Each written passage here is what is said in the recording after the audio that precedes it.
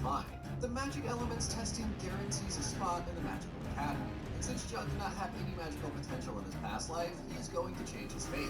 John wants to reach there in an instant, but wait. The testing happens only once a year, and the entire thing seems very peculiar. He gets to the testing site and sees the one and only Rose as the examiner. This could not get any weirder. Even after living once already, John is clearly seen questioning his life choices when Rose claims that she has been waiting for him. Saria steps in to clear confusions and tells John that even though it might seem unbelievable, Rose is the principal of the very academy he desires to join, and she is the vice principal. John compares the situation to his previous life, where he believed that someone named Nakaruru should have been the principal. John is just as lucky as the rest of us, but it happens that John's father, Aren, came across Rose and prepared a petition with some random knights to make her the principal. History has been changed, and John's father was the one to do it. Well, before any delay, John puts his hand on the orb to test his magical capability, and it turns dark red and cracks up. The weirdest color appears for John, but he passes, and so all of the people behind him. John is so blessed. He just needs to exist and everything works in his favor. He gets back home to his father to whine about being too sloppy and not telling him about the encounter with Rose. But all his father can think of is that his son, low-key a failure in his previous life, has passed the magic test. He is hyped, and so is Fufu. It's a feast tonight to celebrate. Moving on, John can be seen in a carriage with Duke Kirikiro, and he just woke up. John is shocked to see a castle in front of him as he has only been to shattered houses. He is sweating profusely and panicking. Kirikiro notices that he is sweating as if he just ran a marathon, and asks if he needs an escort home, while also calling him a scaredy cat. John declined his offer and called him a madman for thinking that he's scared. That is one way to bring out the man in you. Kirikiro takes him to the door, which has the ability to talk. Reminds us of the Harry Potter common rooms. The door password is whatever a human desires, and it's justice and peace for now. Random interesting facts. Kirikiro's ancestors could summon the immortal phoenix. The duo goes in and Kirikiro is attacked by his little sister named Tiana.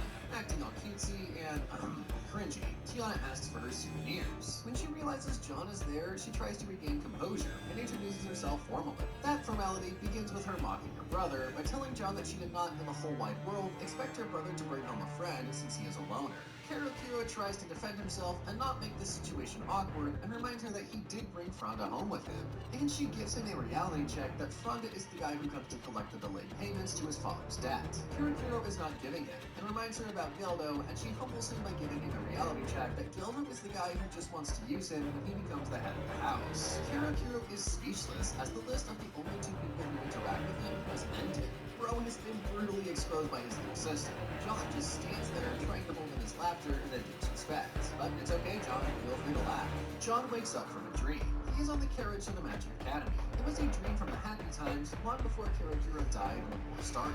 Tiana was always understanding and considerate of John. The last time he saw her was when she came to collect Kirikiro's body while her father fought demons. John blamed himself for Kirikiro's death and apologized to Tiana. Both of them were bawling their eyes out. Kirikiro would have never liked to see John drowning in despair. Tiana confesses that both Kirikiro and John loved him to the point that they could give everything for his sake. Aw, to be loved like that. Tiana kisses John and reminds him of all the reasons he had been fighting so far, and that he will continue fighting the demons. John has always wanted to become a soldier like his father, Aren Sarius, to protect people's happiness. This fact never changed, even after so many of his comrades died. Tiana wraps him in a warm hug, and John repeats his resolution, low-key choking on his tears. Back to the present, all the students are in the carriage. Karen seems worried for John, who looks motion sick, but nah, he's just pondering over some memories from his past life. Imagine yourself in 3rd grade talking to your friend about math homework while he misses his lover from the past life. Karen asks John about the difficulty of studying in the Magic Academy. He tells her that it's very different than the magic he taught them, since it's dreadful and they don't want to scare the poor beginners. They can finally see the Hogwarts-like Magic Academy through the carriage. The next moment, they're all inside. The students sit down as the principal welcomes them and introduces himself. John is on a completely different path in his past life, and he has to make sure that he changes the future. All he can think of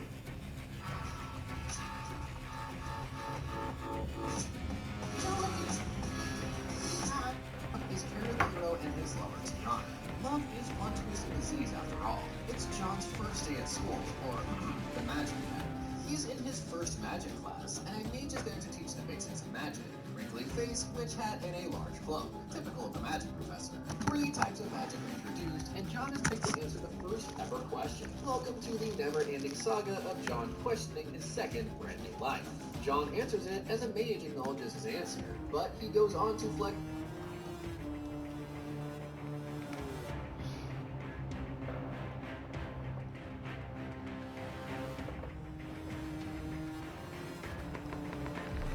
Hello.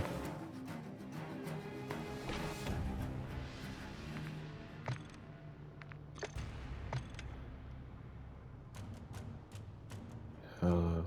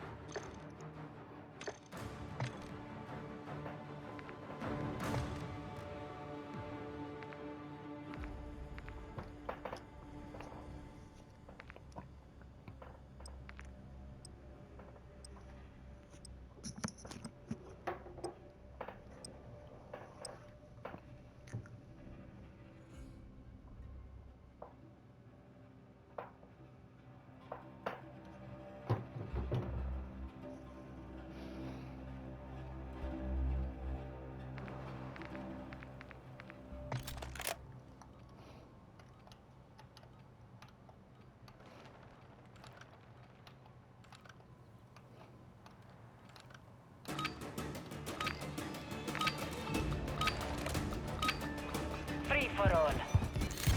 Mark the threats and engage.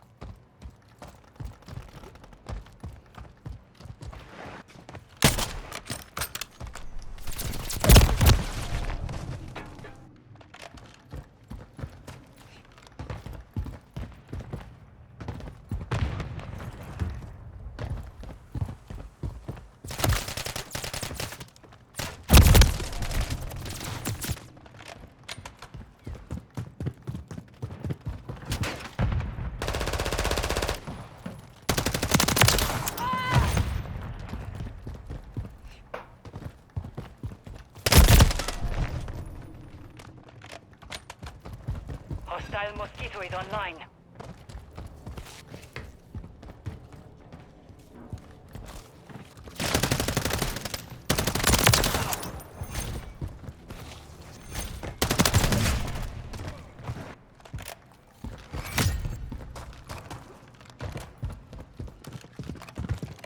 Get overwhelmed. Keep it this way.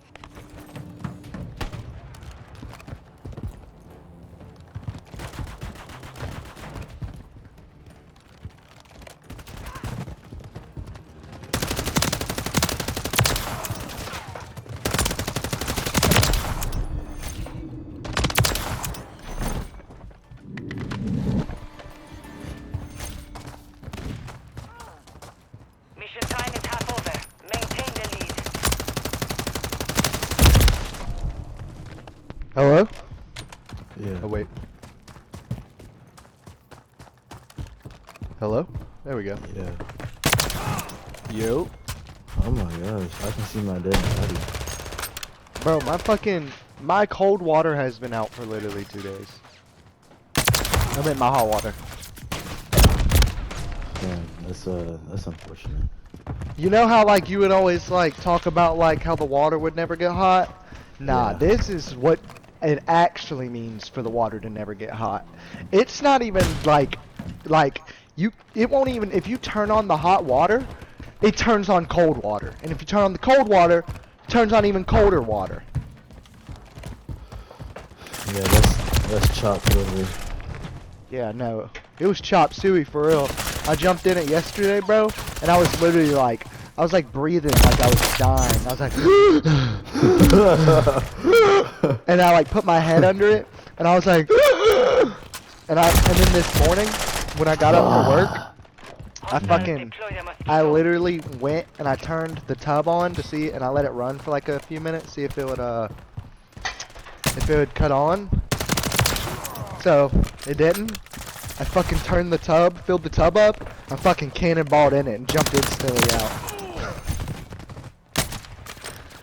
I mean, that's the only thing I could do, bro. Yeah, I feel you. I'm finna try to hit a trick shot real quick. I'm finna turn my water heater all the way up to like 140 degrees and see what happens. Alright, let's see here.